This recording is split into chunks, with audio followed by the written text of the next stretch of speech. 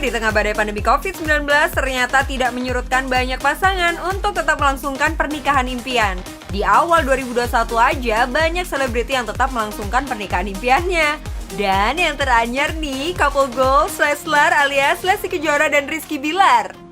Duh, pasti happy bener nih yang jadi vendornya. Bisa punya pengalaman untuk mewujudkan wedding dream pasangan yang paling dicintai oleh rakyat Indonesia saat ini. Nih, kenalin salah satu pemain di dunia per-WO-an. Mas Tantan mulai merintis bisnisnya sejak masih kuliah tahun 2017. Mas Tantan pernah menghandle acara pernikahan salah satu public figure. Siapa tuh Mas kalau boleh tahu? Aku terakhir kemarin selebgram Marissa Caca, Kak. Jadi kebetulan dari awal tahun 2020 ya. 2019, sorry. 2019 kita udah kontek-kontekan, akhirnya kita wujudin di acaranya di 2020 waktu itu.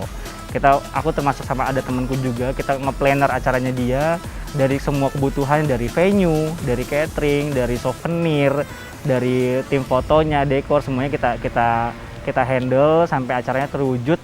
Another epic experience-nya apa nih Mas Tantan? Nah, acara wedding itu kita bikin konsep untuk karnaval, Kak. Jadi kita acaranya itu dari siang sampai ke malam. Dan di situ kita pakai ada 4 food stall. 4 food stall itu makanan yang ada di mall semuanya. Termasuk permainan-permainan karnaval yang kayak kuda-kudaan tuh, yang jarang ada di acara wedding, kita bawa, lempar panah sampai kita akhirnya di closingnya itu kita bikin kayak petasan gitu. Ya kebetulan viral sih konsep itu. Sampai dia tuh pengantinnya itu sampai pakai kuda warna putih, dijemput sama seakan-akan dijemput sama pangeran. Wah, beneran epic ya bos. Terus, berapa sih budget terbesar yang pernah Mas Tantan handle? Kalau aku sih untuk saat ini kayak, aku paling di sekitar 1,2 M, Kak, aku pernah nge-handle. 1,2 miliar, Bo. Wah, kalau sebulan ada 4 pasangan menikah dengan budget segitu, cair terus ya bos tiap minggu. Tapi mau tips nih Mas, gimana sih cara nentuin budget biar WO-nya nggak rugi? Biasa gini, kalau kita akan untuk mengetahui budget sendiri, Kak, itu biasanya kita lihat dari konsep yang diinginkan si klien itu seperti apa. Setelah kita tahu konsepnya seperti apa, baru kita akan runtutan nih kebutuhannya apa saja. Nanti ada catering, dekor, foto, baju, terus nanti ada perintah kayak souvenir, undangan, kayak gitu-gitu. Itu baru kita akan tahu nih budget-budgetnya. Sama kayak jumlah undangan juga sangat mempengaruhi sih, Kak.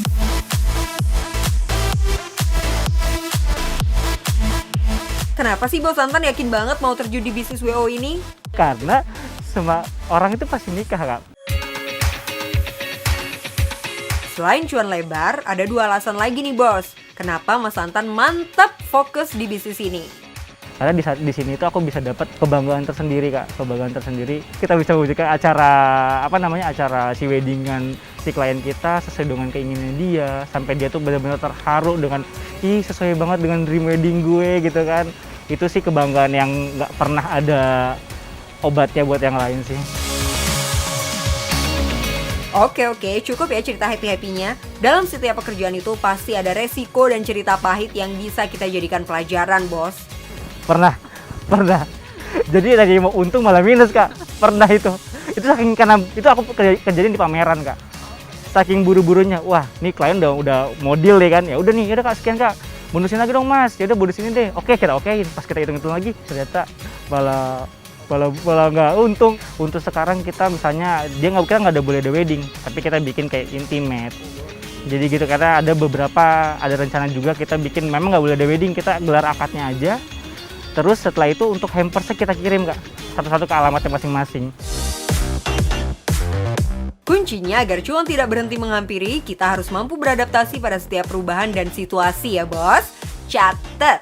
Tapi yang paling bikin deg-degan, acara outdoor tapi hujan datang tanpa diundang. Nah, sebagai wedding planner, kamu dituntut jadi problem solver. Harus punya plan from A to Z. Oke lah, kita balik lagi soal percuanan. Gimana sih caranya sebuah bisnis di bidang jasa bisa growth? Kalau bisnis makanan kan, kita bisa buka cabang ya bos, atau bikin franchise gitu. Nah, kalau WO bisa growth dengan cara apa ya? Biasanya kalau di WO itu untuk pengembangan produknya itu dia itu punya cabang lain, Kak. Contoh misalnya kalau wedding organizer kan lebih ke wedding organizer-nya aja kan, Kak. Nah, kalau untuk di wedding organizer kalau mau pengen makin naik, dia punya semua yang dibutuhkan untuk di acara wedding. Contoh dari catering, dekorasi, terus nanti bisa di fotografer, habis itu di bridal. Jadi semuanya jadi satu paket, pasti itu lebih cuan lagi. Tuh kalau ada yang pakai jasa kita, Bos. Lah tapi WO kan banyak sekali. Bersaingnya gimana, Mas Tantan? Bagi kunci lah buat cari klien. Ketika aku ketemu sama klien itu memang harus benar-benar trust dulu sama aku. Ketika dia udah trust, dia pasti memang akan bebas, Kak. Mas mau bantuin aku apa aja, mau bantuin ini apa. Nah dari situ kita ada memilih vendor segala macam gitu kan. Nah kita di situ kita bisa memanage untuk memanage untuk vendornya. Terus udah gitu di situ adalah serpihan cuan sih sebenarnya sih, Kak. Wow, siapa yang tidak suka dengan serpihan cuan ya, Bos? Oke lah, sekarang kita tutup poin aja. Tips dong buat yang pengen bisnis di bidang ini. Sebenarnya kalau misalnya dia mau start sih, Kak, sebenarnya bisa dia tanpa modal, Kak. Asalkan dia tahu rulesnya. Kalau misalnya proses itu seperti apa sih? Contoh misalnya prosesi untuk acara Sunda, itu Sunda seperti apa, acaranya seperti apa, akan dikemas seperti apa. Kalau boleh saran dari aku sih benar-benar coba dulu deh kalau misalnya ada teman yang buka WO, ikut dulu di WO-nya. Dia tahu kerjanya itu seperti apa, urutannya seperti apa, gitu, Kak.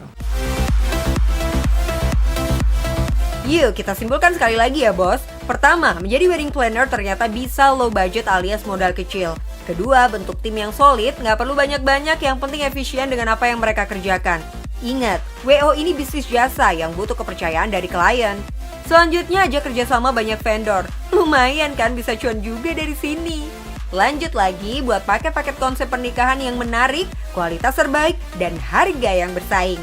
Kalau bisa harga lebih murah, tapi kualitas kita lebih dari orang-orang yang mahal. The last, ini yang paling penting, Bos. Bikin budgeting yang bener. Jangan sampai rugi. Karena yang penting, cuan, Bos.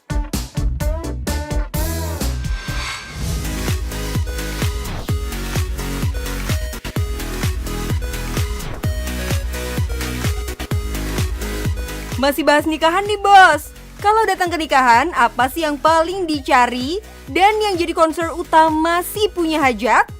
Yap, kudapan dan catering. Tapi di masa pandemi kayak gini yang nikahannya aja via online, gimana tuh caranya?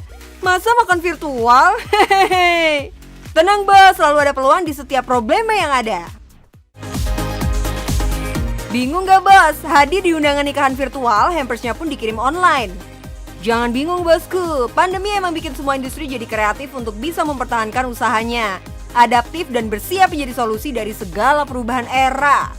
Kak Laura dengan Iki Kue salah satunya. Langsung bermanuver bikin paket snack box atau hampers pernikahan virtual. Cakep gak tuh? Ada juga, jadi untuk bingkisan-bingkisan, tapi kita biasanya ngirim tuh alamat gitu. Jadi nanti dari sana nanti mereka baru yang membagikan. Tapi kan karena kita adanya snack box, kita juga ada cenal-cenil, terus ada ini juga ada bentuknya yang mini gitu. Jadi orang biasanya pesan banyak. Nah, di situ mereka bagikan ke undangannya. Gak dipungkiri, Bos, pandemi ini memberi dampak yang cukup besar bagi para pebisnis. Iki Kue juga sempat mengalami naik turun orderan, tapi masih bisa bertahan.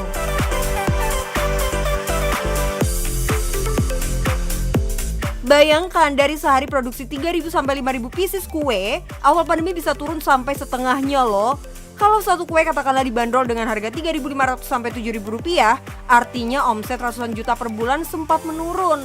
Sedangkan biaya operasional dan juga karyawan harus terus jalan. Kira-kira apa nih ya yang bisa bikin Iki Kue termotivasi untuk bangkit dan survive? Orang-orang yang kerja. Karena kue tradisional itu masih nggak bisa benar-benar semuanya dibuat dengan mesin. Oh, terharu gak sih, Bos? Emang ya namanya usaha harus dijalani semuanya, nggak cuma sukanya tapi juga dukanya. Tapi thanks God semua itu terlewati dengan baik dan Iki Kue bertahan.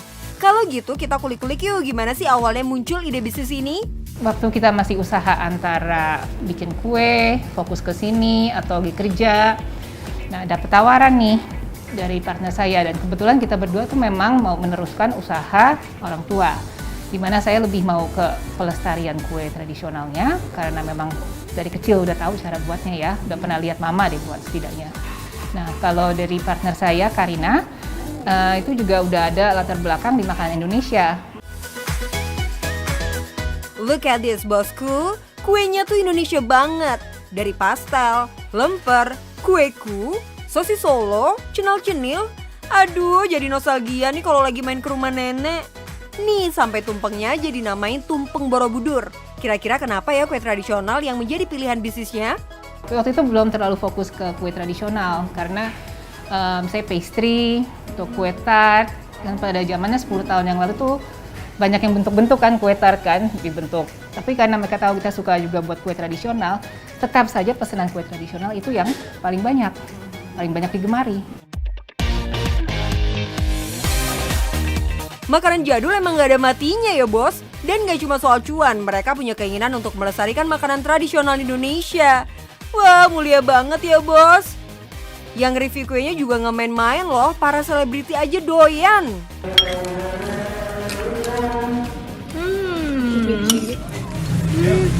Enak banget. Kiriman dari Iki Kue tuh, lihat senangnya macam-macam 1, 2, 3, 4, 5. Tapi gini deh bos, yang jual makanan tradisional ini kan banyak banget ya. Ada yang homemade dan juga di pasar. Harusnya pesaingnya banyak dong. Ternyata justru ini celah bisnisnya. Nah, ternyata kita lihat udah agak sedikit berkurang. Jadi meskipun ada di mana-mana, belum terlalu terpusat. Jadi kadang-kadang kan rumahan ya, mama saya bikin, tapi hari ini bisa nggak, besok bisa nggak, hari ini nggak bisa. Tapi besok atau 2 hari lagi bisa, dimana orang sekarang demand-nya tuh udah lebih cepat. Yap, penyedia jajanan pasar yang bergantung pada jam buka tutup dan menyesuaikan jadwal pre-order, ternyata belum bisa memenuhi permintaan pasar yang cepat. Disitulah Iki Kue mengambil peluang untuk menyediakan kue tradisional dengan cepat. Dari transisi homemade dengan alat yang masih seadanya, sampai produksi jumlah besar yang harus menggunakan alat-alat mumpuni. Satu lagi nih bos, keunggulan kue tradisional ini. Biar kesannya mewah, kue-kue di packing dalam box-box cantik. Karena hampers yang cantik bisa jadi keunggulan. Soalnya nih bos, packaging bisa merepresentasikan bisnis dan meningkatkan branding, menarik minat customer, serta menjadi pembeda dari pesaing. Ini nampan spesial kita, ada macam-macam kuenya.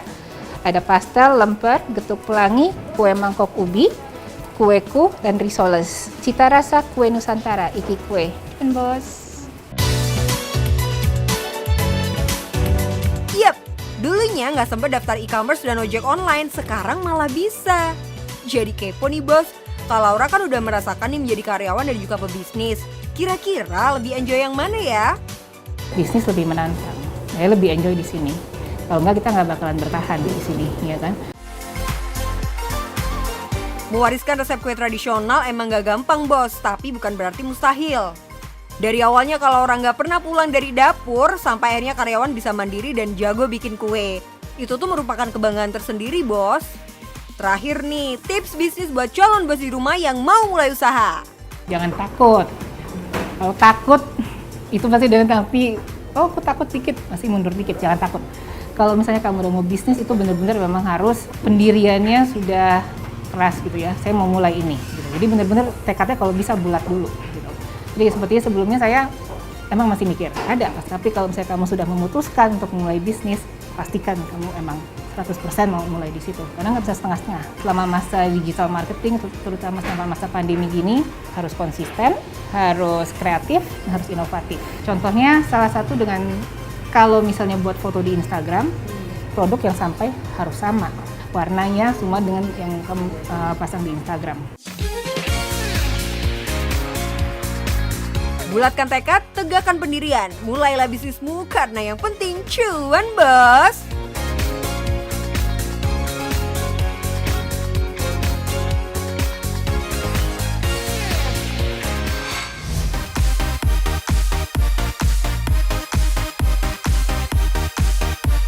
Hai bos, sekarang kan lagi musim nikah nih. Nah, aku punya ide bisnis buat teman-teman, yaitu kerajinan seserahan.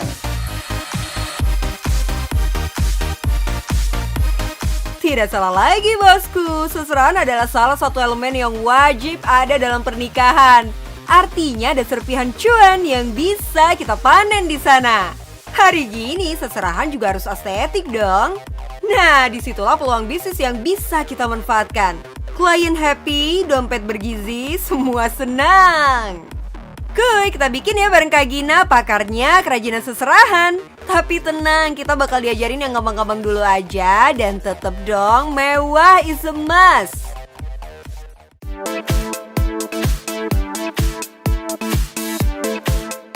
Nah, untuk bahan-bahannya sebenarnya kembali ke kebutuhannya teman-teman. Kalau di sini aku ada contoh, yaitu pertama boxnya, aku ada glass box, lalu ada akrilik.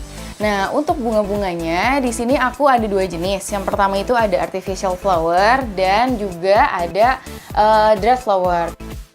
Sekarang kita klik-klik harga modalnya dulu ya bos. Saran aja nih bos, untuk glass box bisa custom kisaran harga 100-300 ribu rupiah. Nah, desain lainnya untuk opsi barang-barang yang lebih besar bisa pakai akrilik seperti ini. Untuk kayunya berkisar dari 80-120 ribu dan akriliknya 100-300 ribu. Sekarang modal untuk media hiasnya. Dried flower harga satuannya berkisar antara 500 perak saja, tapi yang 80 ribu juga ada. Artificial flower dari 15 ribu sampai 100 ribu. Total modal nggak bisa disamaratakan ya bos, bisa 100-500 ribu rupiah per boxnya. Untuk bentuk seserahannya itu tergantung kreasinya teman-teman. Nah, di sini aku mau contohin mukena akan aku bentuk jadi bunga, dan kita perlu keranjang untuk wadahnya, lalu karet dan juga pita. Mukena adalah salah satu item yang common banget ada di seserahan. Referensinya banyak banget sih sebenarnya kalau mau dibentuk seperti apa, tapi kita para pemula bikin aja yang paling gampang. Ini nih, bentuk bunga.